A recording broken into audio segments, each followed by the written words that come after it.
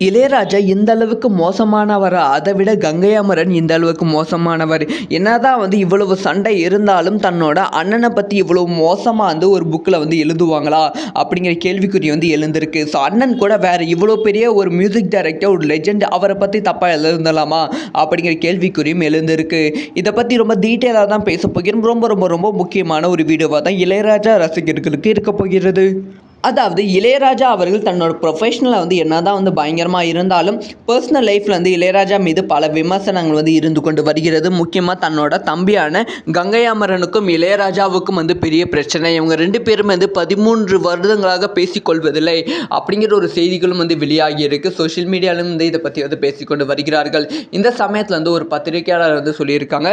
அதாவது பண்ணையூர் சென்னை எக்ஸ்பிரஸ் அப்படிங்கிற ஒரு புத்தகத்தில் கங்கை அமரன் அவர்கள் இளையராஜா பற்றி எழுதியிருக்காங்க.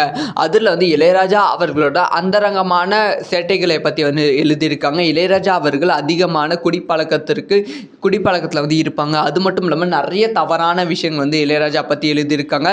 முக்கியமாக அவங்களோட சாங்ஸ் எந்தெந்த இடத்துல இருந்து எடுத்தோம், எங்கெங்கிருந்து திருடணும், அந்த மாதிரி ஒரு விஷயத்தை கங்கை அமரன் அவர்கள் அந்த புத்தகத்தை இளையராஜா பற்றி எழுதியிருக்காங்க. அந்த புத்தகத்தில் வாசித்து பார்க்கும்போது இவங்க என்னதான் சண்டையாக இருந்தாலும் அண்ணனை பற்றி இவ்வளவு கேவலமாக சொல்லுவாங்க, இவ்வளவு ஓப்பனாக சொல்லுவாங்க, இதெல்லாம் அவங்களோட பர்சனல் ஒர்க், இதெல்லாமே ஓப்பனாக வெளியே சொல்லுவாங்க அப்படி சொல்லி விமர்சனம் செய்து கொண்டு வருகிறார்கள். ஸோ இந்த ஒரு விஷயத்தை பற்றி கங்கை அமரனை பற்றி நீங்கள் என்ன நினைக்கிறீங்க?